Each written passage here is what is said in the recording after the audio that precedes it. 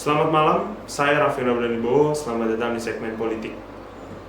Hari ini saya akan membawakan berita terkini, baik berita politik dalam negeri maupun luar negeri. Berita yang pertama yaitu Bapak Jokowi mendadak memanggil Bapak Prabowo ke istana pada hari ini. Presiden Joko Widodo disebut memanggil Menteri Pertahanan Prabowo Subianto secara mendadak ke Istana Kepresidenan Jakarta hari ini. Ketua Harian Partai Gerindra Sufmi Dasko Ahmad mengaku belum tahu apa yang dibahas oleh Bapak Prabowo dan Bapak Jokowi, namun ia memastikan pertemuan dilakukan secara mendadak. Pertemuan Prabowo dengan Jokowi diketahui dari keberadaan mobil Alphard putih milik Pak Prabowo di lingkungan istana. Namun Pak Prabowo tak terlihat masuk ke dalam istana, melewati pintu yang biasa digunakan mayoritas menteri saat ingin menemui Bapak Jokowi. Setelah itu beredar foto Prabowo saat hadir di istana. Ia terlihat menggunakan kopiah hitam, kemeja putih, dan celana hitam. Sebelumnya juga, Bapak Jokowi mengatakan akan memanggil Pak Prabowo setelah polemik proposal perdamaian.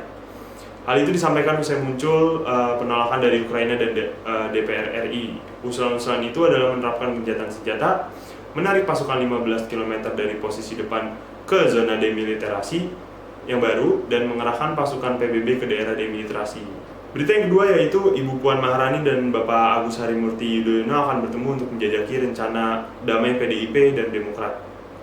Ketua DPP PDIP sekaligus Ketua DPR RI Puan Maharani dilaporkan akan bertemu dengan Ketua Umum Partai Demokrat Bapak Agus Harimurti Yudhoyono usai ramai diperjajakan kerjasama dari kedua partai. Rencana pertemuan itu terlontar dari Sekretaris Jenderal PDIP yaitu Hasto Kristianto usai menghadiri peresmian kapal rumah sakit di Pelabuhan Tanjung Priok, Jakarta Utara, Sabtu tanggal 10 bulan 6. Partai Demokrat berkoalisi dengan Partai Nasdem dan PKS untuk mengusung Anies Baswedan sebagai baca pres. Ketua Umum Partai Demokrat Agus Harimurti Yudhoyono digadang-gadang menjadi bakal cawapres Anies. Namun, hingga kini masih belum dijelaskan siapa sosok yang mendampingi Anies Baswedan. Sementara itu, PDIP mengusung Ganjar Pranowo sebagai bakal calon presiden untuk pemilihan umum tahun depan. Hasto lalu mengatakan PDIP sangat menghormati partai-partai yang sudah membentuk kerjasama. Namun Hasto tak menampik bahwa dialog merupakan bagian penting untuk menjalin kerjasama. Kita bisa membedakan secara politik, tetapi kita tidak ada ruang-ruang dialog apalagi untuk kepentingan rakyat, bangsa, dan negara. Itu merupakan hal yang positif yang dikatakan oleh Bapak Hasto. Di kesempatan itu juga Bapak Hasto mengatakan PDIP melakukan pertemuan dengan sejumlah partai seperti Golkar dan PKB. PDIP belakangan ini berusaha menjalin kerjasama dengan Partai Demokrat. Pada Jumat, Bapak Hasto mengatakan keseriusan partai berlogo banteng ini untuk menggait Demokrat. Sinyal ajakan kerjasama juga muncul dari Ketua DPP PDIP Ibu Puan Maharani. Ketika itu, ia mengungkapkan beberapa nama tokoh yang masuk radar cawapres dari Bapak Ganjar Pranowo. Mereka adalah Mahfud MD, Erick Thohir, Sandiaga Uno, hingga Agus Harimurti Yudhoyono selaku Ketua Umum Partai Demokrat sendiri. Menanggapi ajakan kerjasama itu, Partai Demokrat enggan berkomentar lebih banyak. Deputi Badan Pemenangan Pemilu atau yang biasa disingkat Bapilu, DPP Partai Demokrat Kamhar Lakumani menyatakan pihaknya tengah membahas masalah tersebut dan akan disampaikan kepada publik di kemudian hari. Berita yang ketiga yaitu Bapak Ganjar Pranowo membuka peluang cawapres dari kalangan purnawirawan TNI Polri. Bakal calon Presiden Ganjar Pranowo membuka peluang calon wakilnya dari kalangan mana saja, termasuk purnawirawan TNI Polri untuk bersaing di kontestasi Pilpres 2024. Ganjar juga membeberkan keterlibatannya dalam mencari pendampingan di Pilpres 2024 mendatang. Lalu untuk sementara ini, pihaknya masih fokus menjajaki kerjasama antar partai. Jika tahapan ini sudah rampung, maka pembahasan cawapres yang sudah disiapkan bisa dimulai. Sejauh ini, Ganjar telah mengantongi dukungan dari 4 partai. Di antara adalah PDIP dan PPP selaku partai parlemen, serta Partai Hanura dan Perindo yang merupakan partai non-parlemen. Selanjutnya yaitu berita dari luar negeri. Arsip Nasional AS bantah alibi Trump soal simpan dokumen rahasia. Badan Arsip Nasional Amerika Serikat membantah alibi yang dibuat oleh mantan Presiden Donald Trump atas penyimpanan dokumen rahasia yang dibuatnya kini harus menghadapi dakwaan federal. Pada Jumat tanggal 9 bulan 6, Arsip Nasional merilis pernyataan publik yang menegur klaim bahwa Trump diizinkan untuk menyimpan materi rahasia di bawah Undang-Undang Catatan Presiden. Mereka juga menyebut bahwa mantan pengacara Trump, Tim Parlatore, telah salah mengartikan Undang-Undang Catatan Presiden. Sebelumnya, Parlatore mengatakan bahwa seorang presiden memiliki waktu 2 tahun setelah selesai menjabat untuk memeriksa semua dokumen. Ia menyebut hal ini dilakukan untuk mensortir dokumen-dokumen yang sifatnya pribadi dan presidensial. Namun, Arsip Nasional menegaskan bahwa tak ada dalam sejarah Amerika Serikat seorang presiden yang baru menyelesaikan jabatannya diberi kesempatan untuk mensortir dokumen-dokumen selama menjabat. Diberitakan sebelumnya, Trump didakwa atas dugaan penyimpanan ribuan dokumen rahasia negara usai lengser dari Gedung Putih. Dokumen-dokumen itu disimpan Trump di kediamannya di Mar-a-Lago. FBI menyita sekitar 11.000 dokumen setelah mengeluarkan surat perintah penggeledahan di Mar-a-Lago pada Agustus 2022 lalu. Berita yang selanjutnya yaitu Trump didakwa undang-undang spionasme. Pengacara dari Trump sendiri mengundurkan diri.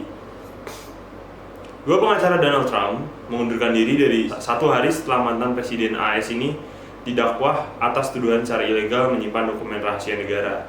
Jumat tanggal 9 bulan 6, pengacara John Rowley dan Jim Trusty berhenti menjelang persidangan Trump pada hari Selasa tanggal 13 bulan 6. Trump didakwa 7 pasal undang-undang spionasme atas kasus tersebut. Jika Donald Trump terbukti bersalah, ia terancam dihukum maksimal 100 tahun penjara. Berita selanjutnya yaitu Presiden Erdogan resmi membentuk kabinet baru Turki. Lalu siapa saja kabinetnya? Yang pertama, calon kabinet yaitu Wakil Presiden Cevdet Yilmaz. Dalam kepemimpinan kali ini, Erdogan bakal didampingi oleh Cevdet Yilmaz, seorang manajer ekonomi ortodoks yang ditunjuk sebagai wakil presiden. Yilmaz sebelumnya menjabat sebagai Menteri Pembangunan, Wakil Ketua Urusan Ekonomi Partai AK, dan Wakil Perdana Menteri yang bertanggung jawab atas ekonomi. Yilmaz telah menjadi Ketua Komisi Perencanaan dan Anggaran Parlemen Turki sejak November tahun 2020. Lalu yang kedua adalah Menteri Keuangan Mehmet Şimşek. Mantan Menteri Ekonomi Mehmet Şimşek ditunjuk sebagai Menteri Keuangan dan Perbendaharaan. Penunjukan Şimşek dipandang sebagai sinyal kemajuan atas kebijakan ortodoks Turki bertahun-tahun yang didukung oleh suku bunga rendah meski inflasi melambung dan ketatnya kontrol pasar. Şimşek merupakan sosok yang sangat dihormati oleh pasar keuangan saat ia menjabat sebagai Menteri Keuangan dan Wakil Perdana Menteri Turki antara tahun 2009 dan tahun 2018. Berita yang terakhir dari luar negeri yaitu Amerika Serikat memberi bantuan militer ke Ukraina sebesar 31,18 triliun. Amerika Serikat mengumumkan paket bantuan militer senilai 2,1 miliar US dollar, sekitar 31,18 triliun untuk Ukraina pada Jumat tanggal 10 bulan 6 waktu setempat. Pengumuman tersebut disampaikan oleh Kiev membuka serangan balasan untuk mengusir Rusia dari negara tersebut. Paket itu termasuk rudal untuk sistem pertahanan udara Patriot, peluru artileri, drone, dan amunisi sistem roket berpemandu laser. Persenjataan baru menggambarkan komitmen berkelanjutan untuk kemampuan penting jangka pendek Ukraina serta kapasitas angkatan bersenjata Ukraina yang bertahan lama untuk mempertahankan wilayahnya dan mencegah agresi Rusia dalam jangka yang panjang. Terang Departemen Pertahanan AS dalam pernyataan yang dilansir oleh AFP. Sejak awal 2021, Gedung Putih pemasok peralatan militer yang diperlukan Ukraina hingga 40,4 miliar US dollar. Sebagian besar persenjataan itu disalurkan sejak Rusia menginvasi negara itu pada tanggal 24 Februari 2022. Ukraina sendiri telah menimbun persenjataan dan melatih pasukan dalam persiapan untuk perlawanan darat untuk memaksa pasukan Rusia mundur dari sebagian besar wilayah tenggara dan selatan Ukraina yang mereka duduki. Presiden Rusia Vladimir Putin mengumumkan serangan dimulai di tengah laporan pasukan Ukraina telah melancarkan serangan di 3 titik kunci di sepanjang garis depan. Berikut adalah berita-berita politik yang saya sampaikan pada segmen ini. Terima kasih, selamat menonton kembali.